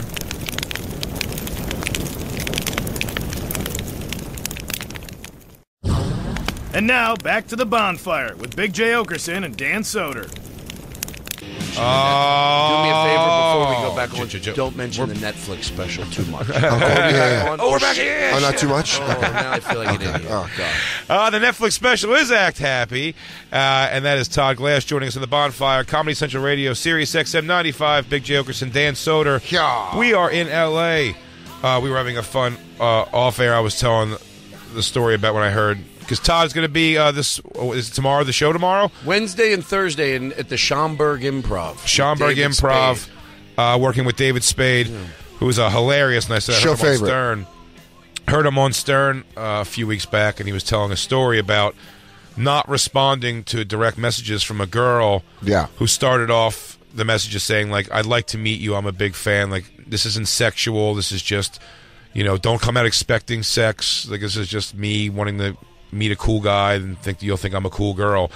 All the way to him not responding. 5 texts later, she just writes anal sex, like 5 direct messages, offering, to let him fuck her butt, I guess, because he never responded. She just unraveled, and I think it is interesting. Like, women are not used to getting the... Well, sometimes they don't have to be the aggressor, which is just, like we were saying off air, I think it's mostly societal, you know, that they don't have to be the aggressor. But, when they have to be the aggressor, I guess we're like all the same. We can, we'll be a little more aggressive. And it hurts to get... we had a girl on the show a couple weeks ago. We had a great point come up where she was saying... she, with guys that are friends, she goes, oh yeah, and I'm like totally cool. Like, I'll give a guy, if he's a guy I haven't had a hand job in a while, like if I'm your friend, like I'll give you a hand job. Like, as your friend though, it's not sexual. And we were just arguing though, but I said it's a complete as a person who's wildly insecure as I am myself, I get that because you could put it out there, everything. I still, now in my mind, like, would present things to a girl always sort of as a joke first, you know what I mean? Yeah, let me suck your tits. Get over here. But not even that, like, kidding. not even that vague. It's just everything's more like with the negative. Like, you don't want me to eat your pussy. It'll take forever. You probably think I'm not that good at it. And you're hoping the response is, Jay, I want you to eat my pussy. Yes, exactly. Yeah, you don't understand. Like, I'm not even joking around. I don't like when guys eat my pussy good. No, I'm not even like that. I like when it's bad. Oh, I want you fun that way, because then I use a bullhorn. I give advice. Less licking, more breathing on it. I like a hefty breath on my pussy. That was my first country hit. Hefty breath on. I got a hefty breath on a pussy. But we were saying about girl. David Spade, like, notoriously always, even on Stern, they always bring up that he's always got like young, hot chicks. I mean, he dated Heather Locklear. He's like, sure, yeah. But even like with the young, with the Playboy girls, that's getting good for him. And he's a. We were saying he's a decent looking guy with style and stuff like that for sure. So I do fully get it, but my insecurity still always makes me think there's like ulterior motive. So do you know what I mean? Like, it's got to be. Were you saying when a beautiful woman's interested in you? I don't want them to feel like they're dealing with whatever I hate about myself that's gross. I'm like, are they dealing with my gross, fat, ugly, whatever, because they want to be around the guy they thought was really funny? Do you know what I mean? Like, they want to walk through the back of the restaurant. And, do you know what I'm saying? Like, the power of that, or not that I have, like... I know what you mean, but I'm just saying, we take for granted sometimes. Whatever the access... It's a fun life. Christine has pointed out to me before, where she's like, if it's like friends hanging out with us, like, she goes, no, it's like a turn on if you walk them back, from the back way through the club or something, and they're all like, whoa, also hot. This is crazy. Hot when Elvis used to go, if you look at the old videos of Elvis, he used to go through the kitchen because they would bring him from upstairs and they had to take him through the back, and you go through some, it is, it's funny you say that, because even when we're in Vegas, we go from the room, sometimes when I'm opening up for people, and you go through where the housekeeping back quarters is, and where all the towels in the rollaway beds are, and then you go down and you cut a corner, cut through the kitchen, and then you're like, it's sort of something fun about it. It's the Goodfellas especially walk. Exactly. Yep, that's the at the Stand. That's great. The Comedy Club in New York, the Stand. There's a back way down the kitchen. It's always just kind of you like make people feel special walking them down the back way. Yeah, it feels good. No, but I'd still feel like they were dealing with everything else. Well, it's hard because all those things, it's like, okay, so it might not be like an immediate, like if you weren't who you are, there might not be like this immediate pheromone attraction between two people, but all these things, whether you're funny or whatever it may be, like it's who you are still, so they are attracted to you. You know what? I say the same thing, and you can isolate it. It doesn't mean, let's say out of 100% of all the people that you're worried about or that might not have been attracted to you if you did something else. Yes, some of them you might be right, but others, no, they are, because they know a lot about you and they just seen you on stage and you might have an opinion you voiced. So it's not only, it doesn't always have to be shallow and bad. It can be sometimes like, no, I just got a gigantic dose of that person, and they could. So I'm agreeing. But with I you get a chip on the shoulder that I've had to show you so many layers of me, like funny, and interesting, and opinions and whatever. And you like the way. Comics, we take that for granted a lot, too. Sometimes people pointed out watching one person control a room, really, impresses people sometimes. And it's a genuine... You're like, because the rest of my life, I control nothing. I look down, I avoid conflict. Sometimes we meet a young girl who genuinely seems like wants to fuck me or something. Pretty, hot, whatever, young girl. But I still have... that chip on my shoulder, like, well, you wouldn't fuck Jay Oakerson, the bus driver. Yeah, but and I wear that too much. But you're not Jay Oakerson, the bus driver. Yeah, you play 50 Cent's 21 Questions. You're like, well, would you love me if I wasn't on top? You just give it like a hip hop song, but it is. By the way, it's sucking your own dick to even feel that way so much because you're like, where am I? It's that impressive. It's what it is? I can't believe I'm with the guy. You want me? Did you? Did you just sell a half room at the Brea Improv last night? Oh my God! I love the way that you meandered to one clearly thought out bit to another one. That's how. I saw you at the St. Louis Helium, and I was distracted the whole time thinking this used to be a laser tag center, but now I'm like, this guy does a pretty decent Winnie the Pooh voice. I want to suck that dick. You don't want to be, the fear is that you don't want to be like Donald Trump and his wife. You know that they're not intimate. So you're like, but I have friends that, both ways, girls with guys or guys with girls that, maybe if they weren't doing what they would do. But I think it goes outside of that. It could be someone that, sometimes you see someone just because of their job, it's attractive, It could be a woman that's a teacher or a guy that maybe is, doing construction, that, or a you could firefighter. Right. Those get women, that's like a guaranteed. If I wasn't a comic or anything and you're like, do I want a good pension and have women to throw themselves at me? There are women out there that are just like, if he's a firefighter, I'll fuck him. Well, sometimes with women, I think confidence will buy me with a woman especially like several pounds over what you think you'd want to go for with a chick. Like a chick who I just see on Instagram and stuff, I guess, sometimes like chubbier girls who really are just like webcam chicks, I guess. And so they're half trying to sell you to go to their webcam on their Instagram. And it's like these bigger chicks that are just like in underwear. And it's not that it's necessarily what you think ideally you'd want to fuck. Confidence. But when I watch it, I'm kind of like, I'd fuck that chick, though. Like, she really is like, she's into it. Confidence and humor are the two things that can make your scale slide a little bit more in your favor. If you're like confident or you're funny. That's why it rains pussy on black comedians. Yeah, confidence and humor. Well, that's with the stand-ups. Just watching. I mean, like I managed comedy clubs for years. Like the girls will like swoon over the comics. Oh yeah. Are there guys? I mean, since you were a manager of a club, are there guys that see a woman on stage just being funny and confident, and they're like, "Let me try to fuck." No. Yeah. I believe women comics when they make that complaint about the road. It's not they could just they know they could go out there and get laid for sure, but there's something about like who they want to fuck after the show. It's like there's attractive female comics, so I think guys and they're like, "Oh man, she's hot. I want to fuck her." I don't know if it's necessarily the funny or they go, "She's really funny. I like her as a comic." I don't think that the really funny like her as a comic necessarily translates to I want to fuck her. Maybe the ratio, but there's got to be some, now that of course that there's more and more women comedians, there's got to be like some women comedians that go, "Hey, if you were this job, like you were just saying, I wouldn't probably want to be with you, or wouldn't want to fool around."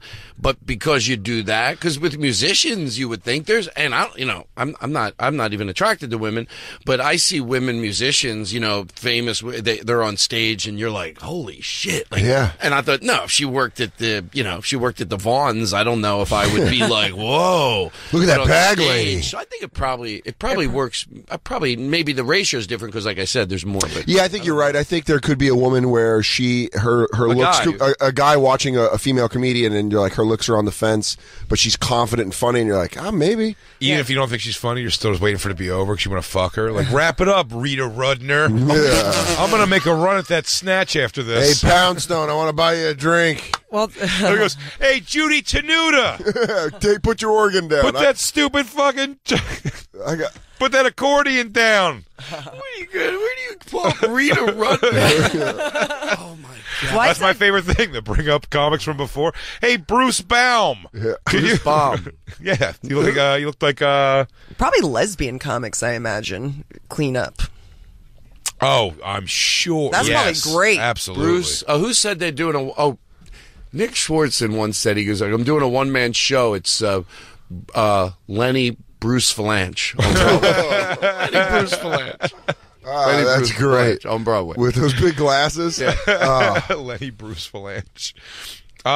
We should probably take our last break. Yeah, let's take our last break. We So got to we pay can go bills. Then we'll come back. We're hanging out with Todd Glass. We'll be back right after The new special Act Happy on Netflix. I think he just took the radio show. I think this is Todd Glass's radio show. I want to be can I throw the commercial? Throw the commercial. Yeah, we got usurped. What's going to play next? Is it going to be an ad or is it going to be It's like gonna be an ad. jingle? Yeah. gonna be Comedy an Central ad. Radio. We'll be back right after this. And now, back to the Bonfire with Big J. Oakerson and Dan Soder. Yo! We're back. That's us. Echoing hardcore. Hardcore.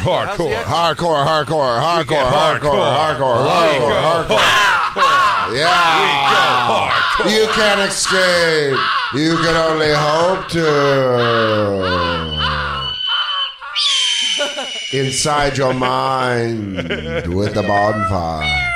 From the past and the future. We're all existence. 1 and 1 is 2. Do it. Cats and dogs. Do it.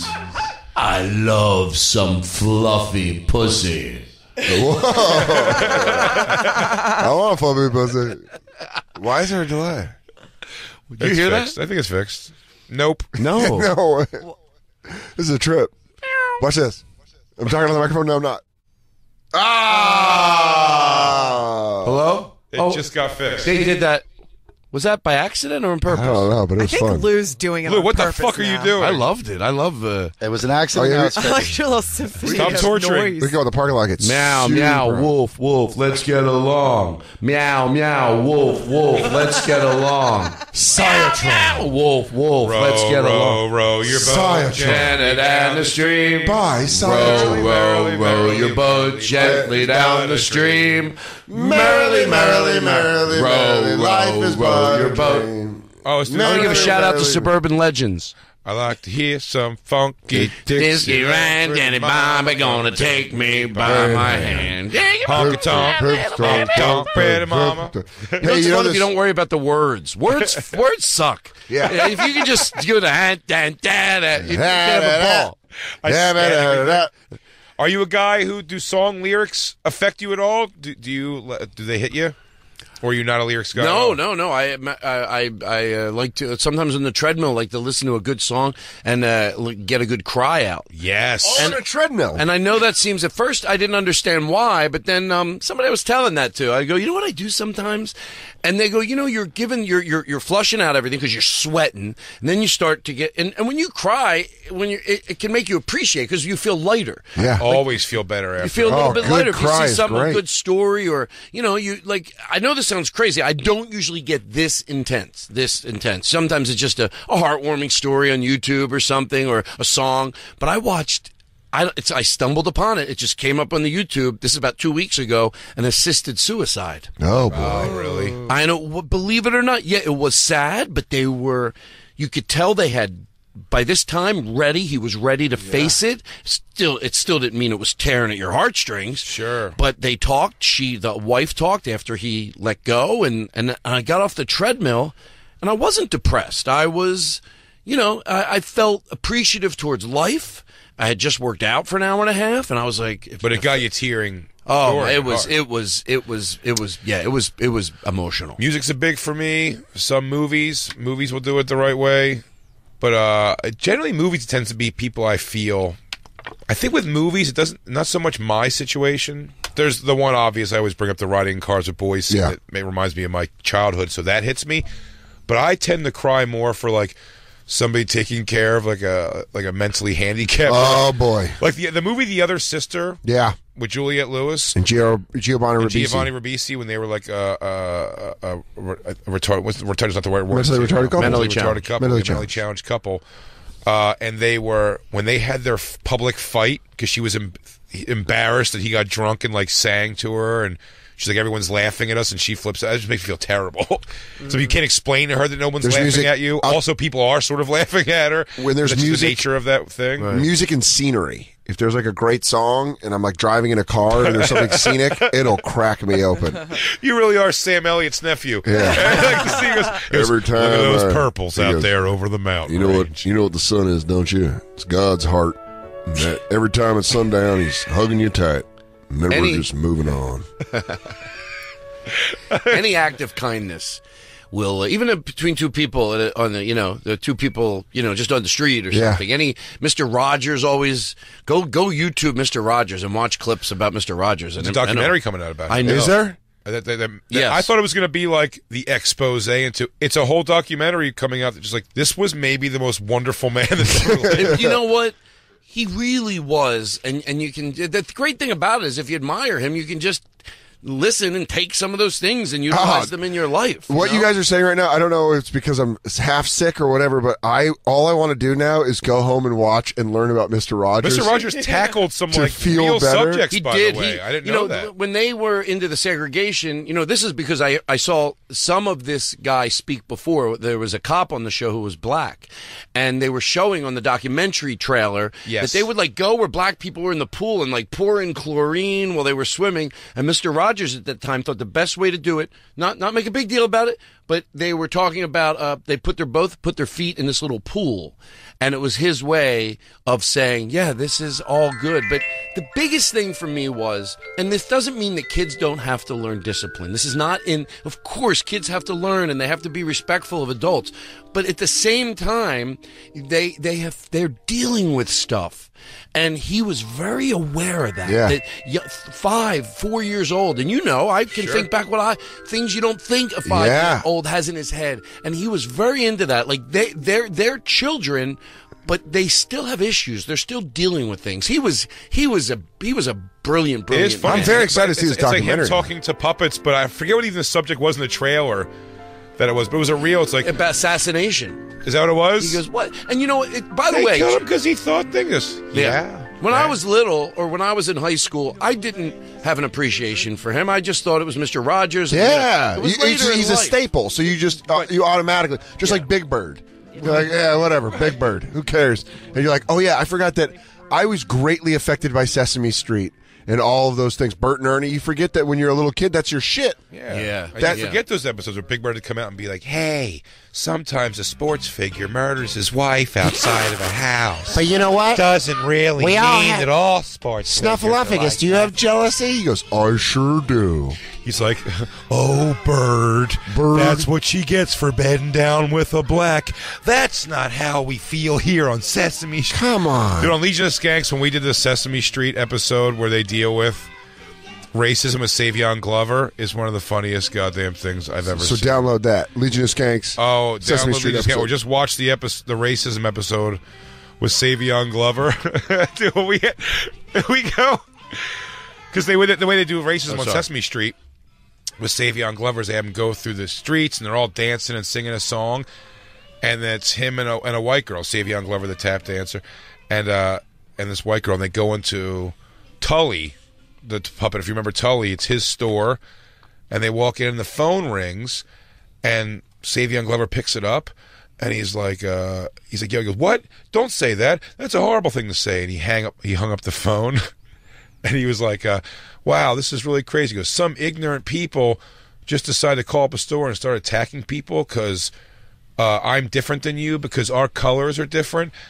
So we just kept saying that Tully was going like, I mean, we've never gotten any calls before. There's been a lot of colors in here. No one's ever seemed to call. It's just odd that this is when it happens. We also point out, by the way, that they start to dance when him and the girl just walk into the neighborhood and they start to dance.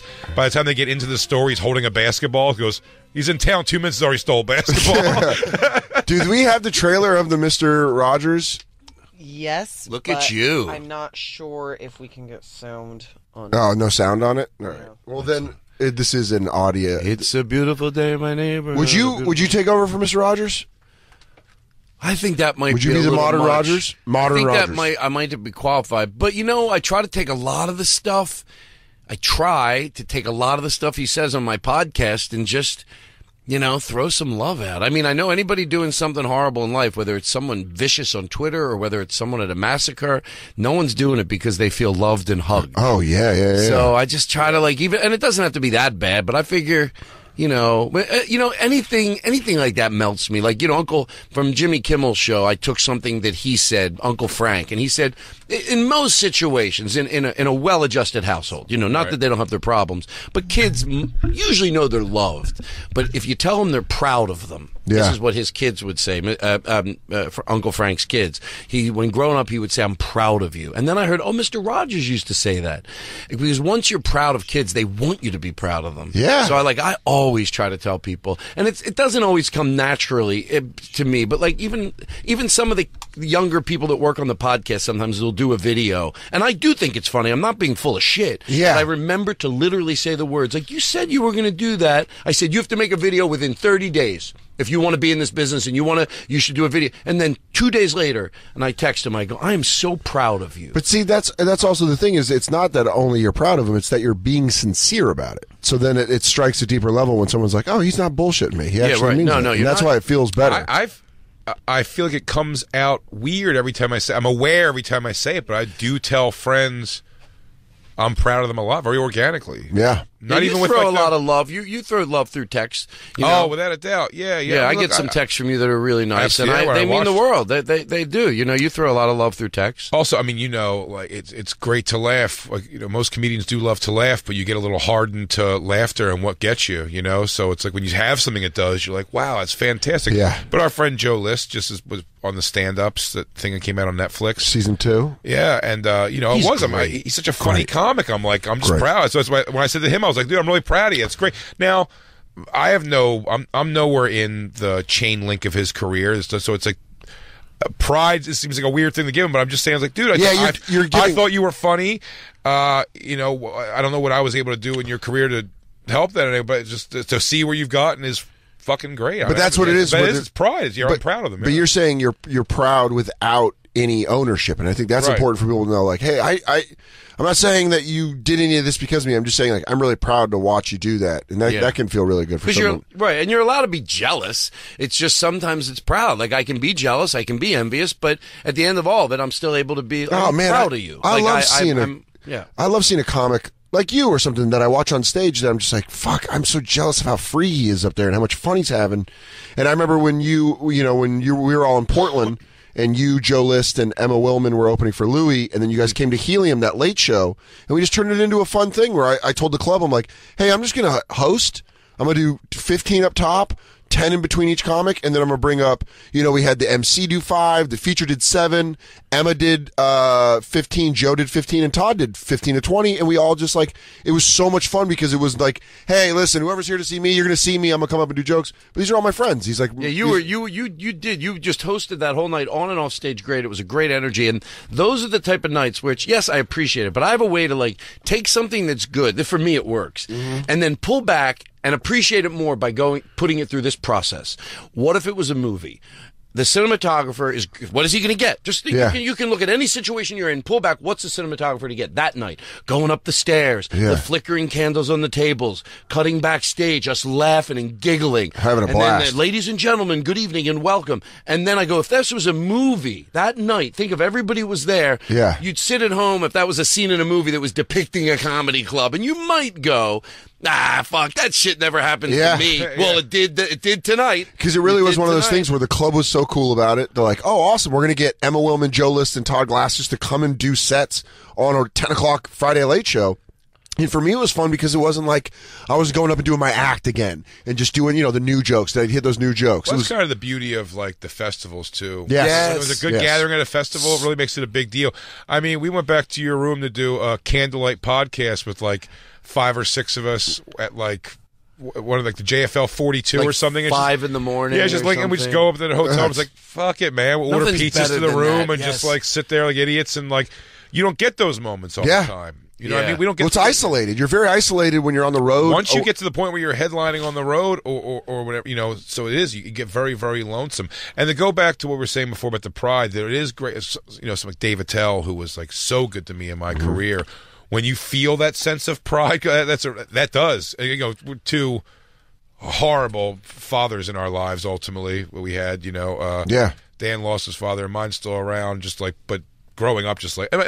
Horrible's a harsh word because I wasn't beaten ever. I was neglected. Just a deadbeat. Pure Deadbeat's the best way to do it. Yeah. So having that, especially things like that, we call a lot of people almost jokingly, like comedian Ron Bennington was my radio dad. Yeah, I mean, there really is. Dave Attell was like my comedy dad. I mean, that guy just took me all over the country and was so important to me. And that was the guy before I got my Comedy Central hour. Told me flat out like.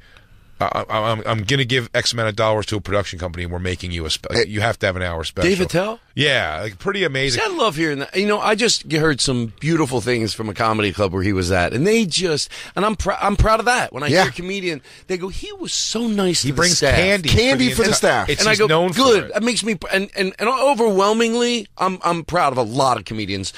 Because we can all have our problems, we can be weird, be different, but you know what? Overwhelmingly, like crazy amount, I love almost every single comedian, even and hanging out with them, and when they meet your family and you're embarrassed, and you're like, oh they might ask you a weird question. They're like, I got family too. When you meet them, what are you going to do? You know what's crazy you say that is because I remember being embarrassed of my mom so much when I was a kid because I was the only child of a single mom. So when we go like shopping at the mall, I was mortified, especially that age around 13, 14.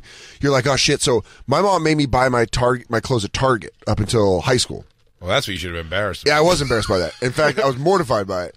But then I remember my first trip to the mall with my mom in high school to buy actual clothes outside of Target. I ran into this cool older Puerto Rican kid. He was like junior, and he was like, junior versus a freshman is like an adult versus a child. Sure. And I remember I saw him at the mall. And I had known him through a friend, and I was like, oh shit. And like, Mom, come on. And my mom was like, is this shirt nice? I was like, shut up. I was like mean to her and got into it with her. I'm getting tense even thinking about it. And I saw him, and I'm like, fuck, that guy's a junior. Oh, shit. And we had gym class together. That's how I knew him. It was like a couple weeks into school.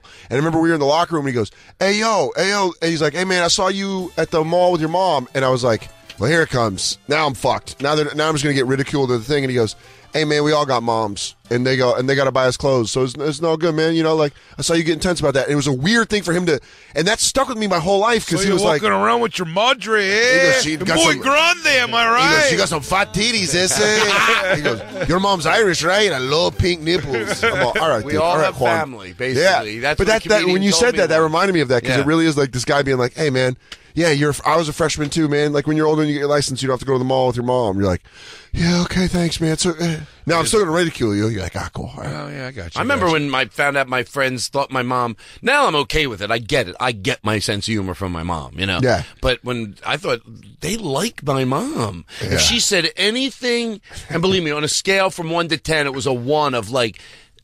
Somebody's handsome or anything. I thought, oh my God, they'll think you're a whore. Yeah. But then they didn't care, and then but she would just be joking with them, and people, all my friends love my mom. They were like, your mom's so funny. I'm like, oh. My friends gonna love my mom, and I was raised for many young years by my grandmother. And grandma, so I had my grandmother with me all the time, but she was young also because my mom, we did it very, my mom had me when she was 19. Yeah. So I remember my grandmother in her late 40s and stuff. But it was, I never overthought it. Like I was like, I was pretty close to them, I think, because I had that thing with my dad splitting. Do you know what I mean? But it is funny being embarrassed by family. I remember my mom coming in to bring like cupcakes to school for their birthday, and you're like, just drop them and get the fuck out of here. My mom brought my cat for show and tell. I'm like, let's leave the cat go. Leave the cat and go. I got Leave Garfield. in the hallway and get the fuck I'll walk out. him home after school. Stop it! You're ruining me. I was like 10. Just drop the cat off! Oh my God, it's so funny. Yeah. I remember one time my dad was leaving work and one of the employees had his car. So my dad didn't care, which probably was many ways what was great about my dad. He just took the employee's car home, and it was like, and then the next day he took us to school. Me and my brother are like, just drop us off here. Yeah. Just drop us off here. To get out early? I was such a king of the get out early. I was like, right here's good. Right here's good. My mom's like, it's 3 blocks away. You're like, yeah, I can't let them know that I came from somebody. And you don't even want to say... I can't let them know. They think I was hatched, that I'm by myself. And you don't want to say you're embarrassed, whether it's of them or whatever. So you're right. You do tend to go, here's okay. Here's okay. Here's okay. This is okay. Right here. Right here. This is good. Right here. Why are you gliding? My mom sent me to school, and I was definitely, because my dad, my thing was my dad split pretty young, like when I was 3. So until my stepfather came in, I was effeminate's the wrong word, because I wasn't effeminate, but I was just my decision making and an emotional reaction to things. I was taking cues from like only women. Yeah. So I had a very I was like, my first day of school for me was always like, I was a kid who was like, I don't know anybody. Yeah. And everyone's gonna be new. I didn't have like the put on my great sneakers and my new school clothes and let's go tackle the world. I was like afraid to go. Yeah. That's missed that. Yeah. Terribly afraid to go. And my mom sent me one year in the 3/4 length like softball shirts. Yeah. You know, like you wear under a baseball uniform or something. Oh, yeah. You know, usually usually Led Zeppelin or something on it. I got a great Queens of the Stone Age I just said in each letter a different color, Jason, my name, diagonal down the front of it. I didn't know why that was until after school. I walked, and I was like, you get through the first day, and you're like, okay, I talked to a few people. I remember that kid from last year and that kid, so we're friends. Like, all right, so this is going to be fine. It's going to be a good school year. And I walked outside in this clutter of children that are all waiting to go home and find their parents and whatever. My mom had a babysitter come get me who was wearing a 3/4 length softball T-shirt that said Darlene, like her name down the front. I was like, dude. And she went, hey, and I go, stop pointing it out. We got to get Jay and Christine shirts for you guys. I try to remember all that stuff with kids because you can talk about it and know it. Like we could all tell these stories, but then when we see our nieces and nephews at whatever age, forget to implement some of the things that we felt we were younger, not turn it on to them. And with one of my nieces, I get it. They get through an age where they might feel uncomfortable about hugging. And the best thing you could do, they'll get past it, is don't make them. And I love that my mom's that way too. She goes, what do you mean? Like don't make them hug you or give you a kiss, or they get to an age sometimes where they're just awkward about it. They don't say it, they do it, but you see them freeze up.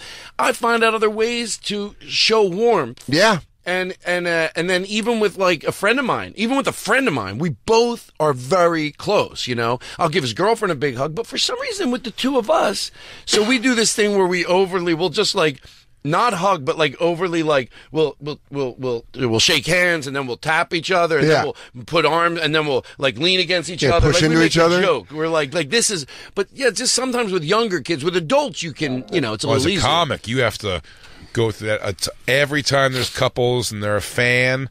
You don't know if the girl's a fan too, if the guy's just a fan, or they're both fan. Whatever it is, I always shake hands with the guys.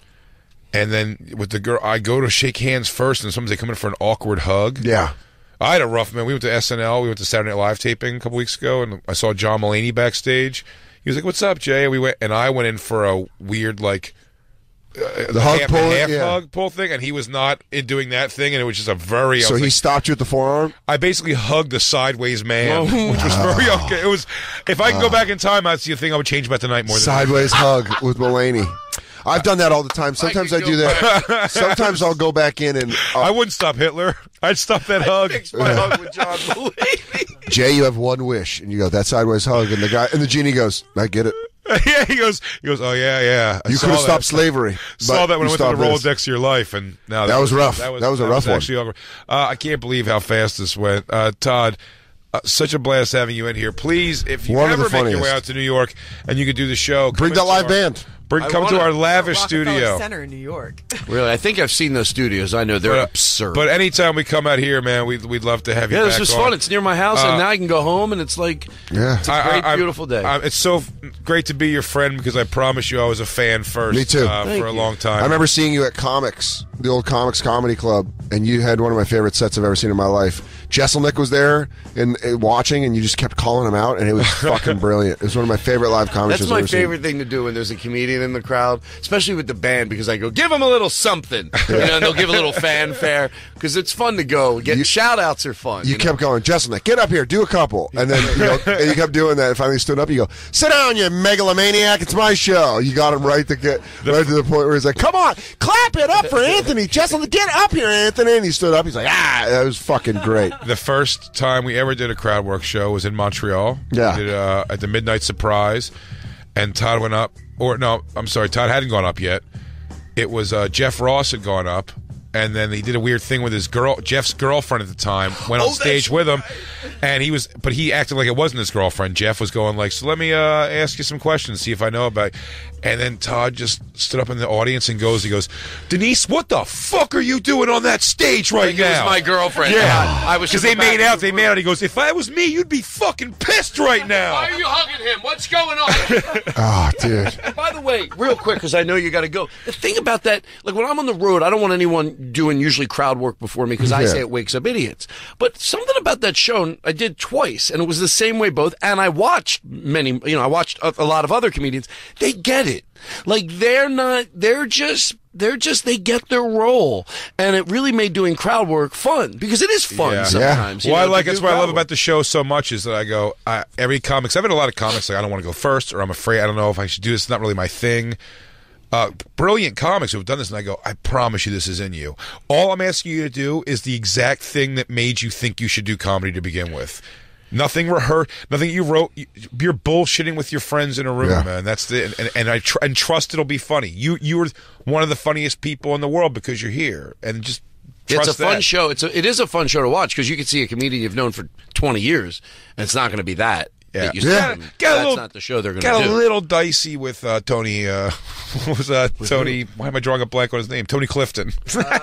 Oh, did he do? Where did he do it? He did it in New York. He did a taping of it. He did one of the tapings also. Yeah, it got weird. Dropped an N-bomb pretty young into the set. So that's a rough one to get over. Luckily, the black guy in the room knew who the character was and he understood, so everything was fine. But it did exactly what he wanted to do. It made the room uncomfortable. Yeah, if you know that character, it's almost hard to do anything wrong if you know the character. Yeah, because but some people don't. We had the guys from the Midnight Snack, Jeremiah Watkins and Avery Pearson and Josh Adam Myers were playing behind him. They're like, do you think people are going to hate us now? Oh, were they in the band? They played the band for him. That's great. It was so great. Act Happy, the new special on Netflix. Unbelievable. Required watching. Can I say 30 more seconds? Sure. One other thing real quick. I can't believe I forgot this. Okay, give me 1 minute to plugs. Sure. Real quick. So anyway, I'm going to be at it's called the Blue Room, and it's outside of Chicago, Illinois. Go look it up. If you live there at the Blue Room, the dates, it's like 2 months from now. Then I'm going to be at Stir Crazy in Arizona in like 2 months. Just go to their website. And then it's called Jazz Texas. I'm doing a jazz club. Instead of a rock venue, a jazz club reached out. It's called Jazz Texas. That's in April. And then in Minnesota, I think it's June. If you live in Minnesota, it's called the Royal Comedy Theater. And I'm going to go there and do like 6 shows. It's a small little theater. It's crazy nice. And I hope I got all those. Yeah. Yeah, so what's the website? ToddGlass.com? Yeah, and all my dates are on my website, but those are if I mention one of those cities, go to it. And last thing, for 12 years, I met Blake Wexler after a show in Philadelphia 12 years ago. He looked like in a picture. He was 15 or 16 years old. Just started doing open mic nights. He kept telling me he saved all my voicemail messages. So about a year ago, he came over to my house. He had 12 years or 10 years of voicemail messages. That's great. And we took a few out, but mostly they're the same. We took 2 out. That's it. There's one from him to me, but it really it's a story of our friendship. You see, like the first messages are a little stiffer. Then it's me high in a hotel room at 3 a.m, leaving him messages. And it's called 12 Years of Voicemail Messages from Todd Glass to Blake Wexler. It's a pretty simple name, and it's on iTunes. And what I think is great about it, if that's a weird thing to say, it's really the purest form of a comedy voicemail message. Yeah, you're making your friend laugh. It's just the purest. It's from one person to another. It wasn't meant for anything. Wasn't meant for anything else. That's the best. So that's what it is. So it's go get that on iTunes right now. This show is based off of me and Dan. This is what we would do in a comedy club hallway while we smoked cigarettes, and Christine said you guys should do a radio show, and here we are. Absolutely, and we'll be putting all that up. We'll be coming out at the Bonfire SXM. We'll be posting all of your stuff, all Todd's dates and all of his information. One of the funniest guys in the business ever, if you ask me. So we'll catch you guys from another live from LA show tomorrow. Until then, crackle, crackle, y'all. I'm going to go drink some NyQuil. Suburban Legends.